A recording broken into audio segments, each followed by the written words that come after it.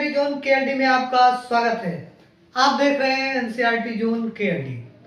जैसा कि कक्षा 10 के चैप्टर नंबर 1 मैथ विषय का हम अध्ययन कर रहे हैं, जो कि चैप्टर 1 है वास्तविक संख्या, और उसको हमने पूरा डिटेल से पढ़ लिए हैं तथा उससे संबंधित जितने भी एमसीक्यू क्वेश्चन है, लेकिन बहुविकल्पीय प्रश्न है, उसको हम कर रहे हैं, जिसमें से हमने लगभग 30 प्रश्नों का अध्ययन कर लिया है। 20 प्रश्नों का और अध्ययन करेंगे, फिर विस्तृत प्रश्न में आएंगे, यानी कि फिर वन लाइनर जो ऐसा है कि किसी बोर्ड में पूछा गया, किसी साल पूछा गया, वो प्रश्नों को हम अध्ययन करेंगे। ठीक है, एनसीईआरटी बुक के साथ साथ हम प्रीवियस ईयर के क्वेश्चन को भी अध्ययन कर रहे हैं। ठीक है, तो उसी क्रम में अगर हम देखा जाए तो बहुविकल्पीय संख्या आपका 31 है। कौन सा आ गया? 31 नंबर, जो कि आपका पूछा गया प्रश्न है 2025, पेपर कोड है BX। और ये जो आपका पूछा गया प्रश्न है आपका, ये भी 2025 BX में ही पूछा गया है। ठीक है, तो प्रश्नों का सिलसिला आप देखेंगे कि जो भी प्रश्न आप करवाएंगे कहीं ना कहीं आपको मिलेगा। प्रश्न देखने में आपको इजी लगते हैं, लेकिन आपके लिए बहुत ही महत्वपूर्ण है, तो एक बार जरूर देखें, दोहराएं, ताकि आपको ये भूले ना पेपर में। ठीक है, जैसे 12, 15 और 21 का एलसीएम क्या होगा, ये पूछा है। 12, 15 और 21 का एलसीएम। ठीक है, तो 12, 15 और 21 इनका एलसीएम अगर देखा जाए तो 12 का अभाज्य गुणनखंड तोड़े, तो 12 का अभाज्य गुणनखंड आपका होगा 2 गुणे में 2, 2 दूनी 4, 3 12।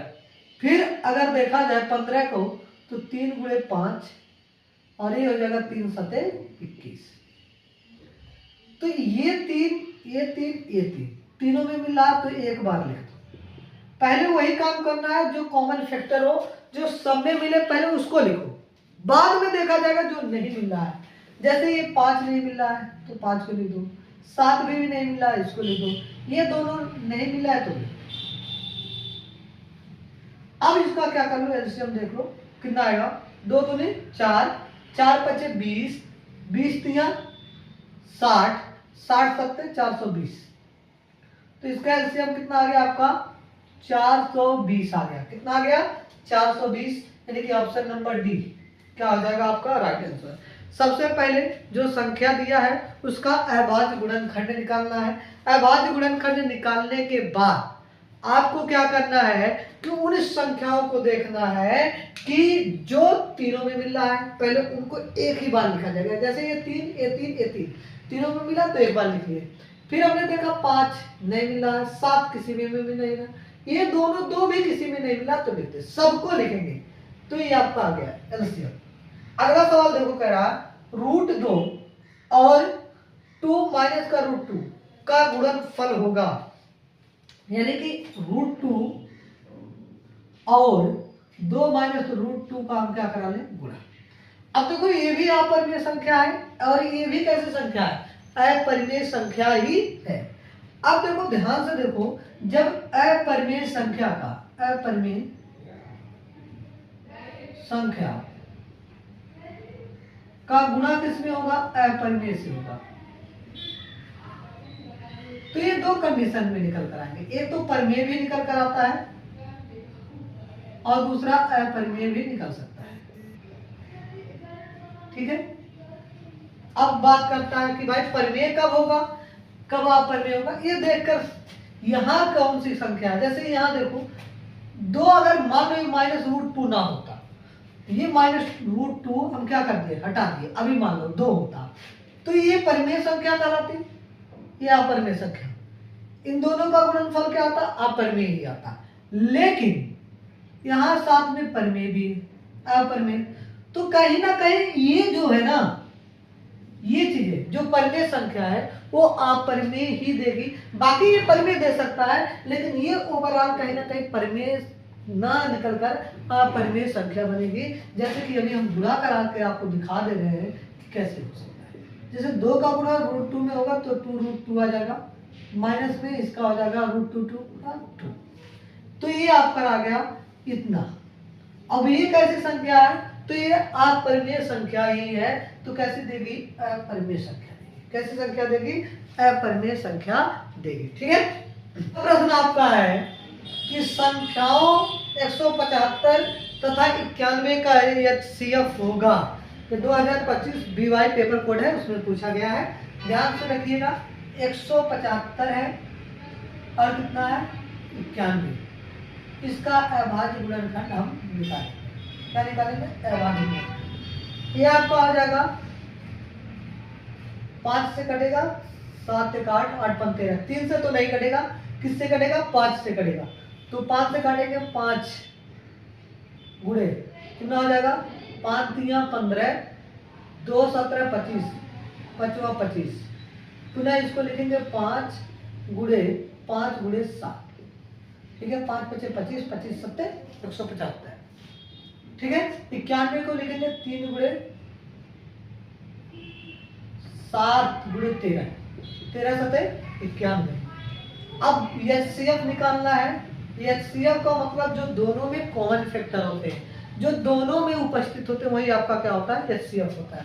जैसे 7 है, जो दोनों में मिल रहा है, तो ये का क्या होगा? HCF हो जाएगा, कॉमन फैक्टर। ठीक है, अब HCF आ गया ऑप्शन नंबर 20, राइट आंसर। अगला प्रश्न है, निम्नलिखित में से कौन सा सहअभाज्य संख्याओं का एक युग्म है? कैसी संख्या है? सहअभाज्य संख्या है। इसका युग्म क्या है? ये 2024 HX आप में पूछा गया प्रश्न है। पेपर कोड क्या है? HX। अब देखो, सहअभाज्य संख्या क्या होती है? सहअभाज्य संख्या ऐसी संख्या को कहते हैं, ऐसी संख्या को कहते हैं जिनका HCF क्या हो? 1 हो। जिनका HCF कितना है? 1 आए, वही क्या कहलाएगा? आपका सहअभाज्य संख्या कहलाती है। अब देखो, 14 और 35 अगर इनका तोड़ा जाए तो 2 गुणे 7 और 5 गुणे 7, इनका आ गया 7, HCF निकल कर आया 7, तो ये तो सहअभाज्य नहीं है। 18 और 25 इनको तोड़ा जाए तो 18 को तोड़ेंगे 1 गुणे 2 गुणे 3 गुणे 3, 25 को तोड़ेंगे 1 गुणे 5 गुणे में 5, तो इनका HCF कितना आ गया? 1। जो दोनों में मिले वही सिर्फ उनका क्या कहलाता है? HCF। तो ये हो जाएगा आपका, अगर 31 और 91 देखो, चारों ऑप्शन 31 और 91, सॉरी 93 है, तो ये आपका 31 क्या हो जाएगा? 1 गुणे 31, और 93 को तोड़ेंगे तो 3 गुणे 31, कितना आएगा? 3 गुणे 31, तो हो जाएगा 3 करना तो 3 करना 93। तो इनका HCF आपका आ गया 31। तो सहअभाज्य क्या होते हैं? जिनका HCF क्या हो? ऐसी दो संख्याएं जिनकी HCF क्या हो? 1 हो, वो क्या कराते हैं? सहअभाज्य संख्या। युग्म का मतलब जोड़ा, यानी कि ये हमेशा जोड़े में काम आते हैं सहअभाज्य संख्याओं। सहअभाज्य संख्या हमेशा जोड़े में होता है, युग्म में होता है, अर्थात इसका ऑप्शन आपका बी नंबर क्या है? सही है। ठीक है, एक बार स्क्रीनशॉट ले लीजिए, फिर अगले प्रश्न पर हम आते हैं। आपका है कि वह छोटी सी छोटी संख्या जिसको 35, 56 और 91 से विभाजित करने पर प्रत्येक दशा में शेषफल कितना आता है? 7 आता है। हमने शुरुआत में ही बोला था कि जब भी छोटी से छोटी संख्या की बात होगी, कम से कम संख्या की बात होगी, न्यूनतम संख्या के बारे में बात होगी, तो हम सदैव एलसीएम निकालेंगे। क्या निकालेंगे? एलसीएम निकालेंगे। पहले एलसीएम निकाल लो किसका? 35, 56 और 91 को। तो 35, 56 और 91 को हम लिखेंगे। चलिए, 35 का अभाज्य गुणनखंड कितना होता है? 5 गुणे 7। 56 का हो जाएगा 2 दूनी 4, दूनी 8, 8 7 56। 91 का क्या हो जाएगा? 7 13 7 91। अब इसको हम लिख देंगे 2 पे घाते 3 गुणे 7 पे घाते 1। इसको लिखेंगे 5 पे घाते 1 गुणे 7 पे घाते 1। इसको भी लिखेंगे 7 पे घाते 1 गुणे 13 पे घाते 1। ठीक है, घात के रूप में लिख लेना, एलसीएम बहुत ही सटीक तौर पर आपको आ जाएगा। ठीक है, अब एलसीएम निकालो। एलसीएम क्या होगा? जो सबसे बड़ी घात है, 2 की सबसे बड़ी घात कितनी है? 3, तो 2 पे घाते 3। 7, उसके बाद 5 की सबसे बड़ी घात है 1, 7 पे भी घाते है 1, और 13 पे भी घात कितना है? 1। 2 पे घाते 3, यानी कि 2 3 बार 2 का गुना, गुणे 5 गुणे 7 गुणे में 13, 2 दूनी 4 दूनी 8, 8 पंजे 40, 40 सत्ते 7 चौक 28, 280 गुणे 13, 13 सुनिए हम सुनना, 13 बटे 104, हाथ में लगा 10, 13 दूनी 26, 26 10 36, इतना आ गया। अब देखो फिर कह रहा है कि तो एलसीएम आ गया, अब ये आंसर नहीं होगा कि 36 40 पे देख लिए दाब के आंसर मार दिया, वैसा नहीं है। थोड़ा प्रश्न को और आगे देखो, कह रहा विभाजित करने में प्रत्येक दशा में शेषफल 7 आना चाहिए। अभी तो जो एलसीएम निकल कर आता है ना, इसको जब हम विभाजित कराएंगे तो शेषफल 0 देगा। ये संख्या ऐसा निकल कर आया जो 35 से भी विभाजित हो जाएगी, 56 से भी, 91 से भी। हमें कह रहा है शेषफल 7 लाना है। कितना लाना है? 7 लाना है। तो इसमें 7 ऐड कर दो, क्या कर दो? 7 को जोड़ दो। तो 7 को जब जोड़ोगे तो आ जाएगा 3647।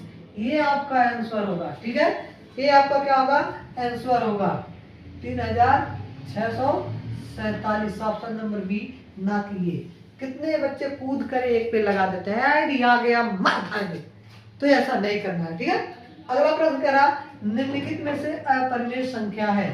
अपरिमेय संख्या है तो करने में 25 दिया नहीं, करने में 25 का अगर हम देखेंगे तो रूट में आपका आ जाएगा 5, ठीक है। और इसका कितना आ जाएगा भाई? 9 आ जाएगा। और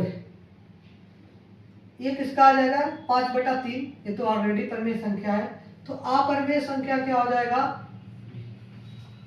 अपरिमेय संख्या कितनी होगी? ये आपका आ जाएगा 5 + √2। 5 + √2 क्या आ जाएगा? ये आपका आएगा परिमेय संख्या, ठीक है। कितना आ जाएगा? अपरिमेय संख्या पूछा कि कौन सा अपरिमेय संख्या है, तो 5 + में √2 आएगा, ठीक है। चलिए अगले प्रश्न पर आते हैं। अगला प्रश्न आपका है, कह रहा है कि परिमेय संख्या होगी, इसमें से आपको परिमेय संख्या छांटना है। 36 वाले क्वेश्चन में क्या था? अपरिमेय छांटना था। तो इसमें परिमेय छांटने का कौन सा है? करड़ी में 2, ये अपरिमेय संख्या है। करड़ी में 3, ये भी अपरिमेय संख्या है। करड़ी में 7 भी कैसी संख्या? अपरिमेय। करड़ी में 3 9 क्या है? आपका परिमेय संख्या, क्योंकि 9 का अंडर रूट का वैल्यू देता है 3, ठीक है, जो कि पूर्णांक संख्या में देता है। ये सब पूर्णांक में नहीं आएंगे, ठीक है। किस में नहीं आएंगे? पूर्णांक संख्या में नहीं आएंगे। अब करा संख्या 182 और 78 का एचसीएफ होगा, तो 182 और 78 इसको लिखेंगे 2 गुणे 2 से भाग देंगे, 2 9 18 और 2 का 2, इसको लिखेंगे 2 गुणे 78 को लिखेंगे 2 3 6 और 2 9 18। अब 91 को लिखेंगे 2 गुणे 7 गुणे 13, इसको लिखेंगे 2 गुणे 3 गुणे 13, 13 3 39। अब अगर एचसीएफ की बात करें तो कॉमन फैक्टर जो दोनों में होता है ये है और ये है, तो 2 गुणे 13, यानी कि इसका एचसीएफ आ गया आपका 26। एचसीएफ आ गया आपका 26।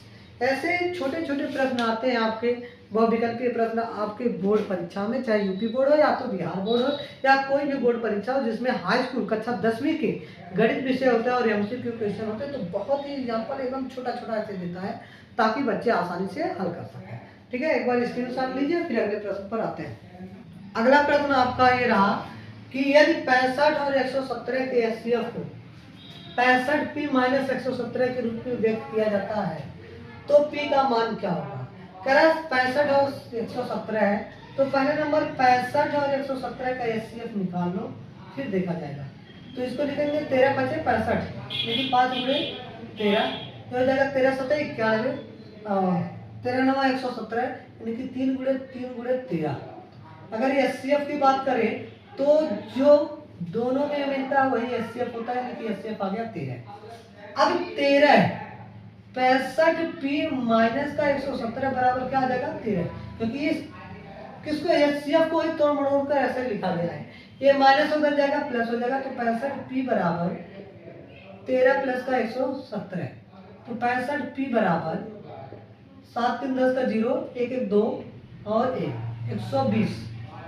कितना आ गया? 120। 7 3 10 130 आएगा, सॉरी 130 आएगा। अब 65 65 दूनी 130, तो P बराबर आ जाएगा 2। P बराबर कितना आ जाएगा 2, तो P का मान कितना होगा आपका 2। ऐसे सवाल में कहीं HCF दे देता है, कहीं LCM दे देता है। ये ध्यान रखना है, अगर HCF पूछा तो पहले HCF निकालेंगे, अगर LCM दिया तो LCM निकालेंगे, फिर उसके बराबर रख देंगे, फिर पक्षांतर वगैरह करके हम क्या कर लेंगे, सवाल को लगा लेंगे। ठीक है, अगला एंड लास्ट सवाल आपका है इस वीडियो का, 148 बटा 185 का सरलतम रूप है। तो 148 बटे में 185 ये किसका सरलतम रूप है? अगर देखा जाए तो 4 1 5 और 5 और 8 13 8 5 13, 3 से तो नहीं कटने वाला, नीचे वाला देखा 5 से भी 3 से नहीं कटेगा, क्योंकि आपका 13 1 14 है। किससे कटेगा ये ध्यान से देखिए, आपका ये कट सकता है 5 से तो नहीं कटेगा, क्योंकि 5 ऊपर 8 है, तो 7 से 7 दूनी 14, 7 से भी नहीं कटेगा। 9 से 9 का नाम 9 और 9 5 14 58 नहीं कटेगा। 13 से 13 का नाम 13, फिर 18 नहीं कटेगा। 17 से ये भी नहीं कटेगा। ऑप्शन देखें, ध्यान रखना है, ये ऑप्शन से देख कर लें। अगर देखा 4 तो नीचे 4 तो कट नहीं सकता, क्योंकि 4 बार तो ये किसी के टेबल में 5 आता नहीं है। अब ये तीनों बचे 5 और 7, तो 5 और 7 ये 4 बार जाएगा, ठीक है। 7 चौक 28 भी होता है, ये भी नहीं होगा। ऊपर वाला 2 ऑप्शन आपके टर्न से, क्योंकि अंश 5 यहाँ 8 है, ये 5 से कट ही नहीं सकता, विभाजित ही नहीं हो सकता, तो ये भी कटा, ये भी कटा। अब बचा क्या 7 और 5, क्या बचा 7 और 5, तो 4 से कटेगा नहीं, 7 से ही कटेगा। ऑप्शन नंबर ये आपका डी हो जाएगा। 4 2 4 3 12 2 14 28, ये सॉरी ऑप्शन नंबर डी गलत है। क्या डी क्या था भाई 7 बटा 5, तो ऑप्शन नंबर ए क्या हो जाएगा, सही हो जाएगा। इसको 4 पे काट देंगे, कितना आ जाएगा, ये आपका सही हो जाएगा। ऑप्शन से देखो ये किससे कर रही है, ये आपको देखना पड़ेगा भाई कौन सी संख्या है। तो और किससे कट सकती है भाई, 48 4 पे कट रहा है, तो 4 3 12 2 14 28 37 से कटेगा, तो 37 सेकंड 37 37 चौका 148 और 37 पंजे 185, देख लो 5 7 35 का 5 अपने लगा 3 5 15 3 18, ठीक है। तो ये आपका आ गया 4 बटा 5। तो कभी कभी आपको ऐसा लगेगा कि हम किससे काटें, क्योंकि 37 कैसी है, अभाज्य संख्या है। कैसी संख्या है, अभाज्य संख्या है। तो आप ऑप्शन से, जैसे हमने देखा कि ऑप्शन से काटना सीखना चाहिए। हमने कैसे काटा है एक बार फिर से देख लो कि ऑप्शन एक बार हम फिर से लेते हैं पुनः। ए बराबर आपका 4 बटा 5 और बी बराबर है 5 बटा 7, सी बराबर आपका है 5 बटा 4 और डी बराबर आपका है 7 बटा 5। 148 को तोड़ना था, ध्यान रखना, क्योंकि ये आपके माइंड में आ नहीं रहा किससे भाग दिया जाए, किससे काटा जाए। तो क्योंकि ये वाच्य संख्या 37 में 37 का टेबल मतलब किसी को बहुत कम याद रहता है, तो इसके लिए आप क्या करोगे, तो हमने पहले कहा कि ऑप्शन को काटना सीखो। भाई देखो ये अंश इसका 5 है और 5 की संख्या उसी से कट सकती है जिसका इकाई अंक 0 हो या तो 5 हो, लेकिन 148 का इकाई अंक कितना है 5 है, तो ये तो बी वाला नहीं हो सकता। अब सी को हमने देखा कि इसका हर कितना है 4 है। अब हर में 4 से विभाजित कभी भी संख्या जो लास्ट में 5 है विषम संख्या नहीं कटेगा, विषम संख्या वाले पर नहीं कटेगा, तो ये भी काट दिया हमने। अब बचा 7 और 5, फिर हमने देखा 7 से अंश कट सकता है क्या, 7 दूनी 14 है और 7 का नाम 7, एक हिस्सा बच जाएगा, तो ये भी नहीं हो सकता। तो बचेगा क्या, लास्ट में यही ऑप्शन बचा ना। तो ऑप्शनों को काटना भी सीखना चाहिए, ठीक है।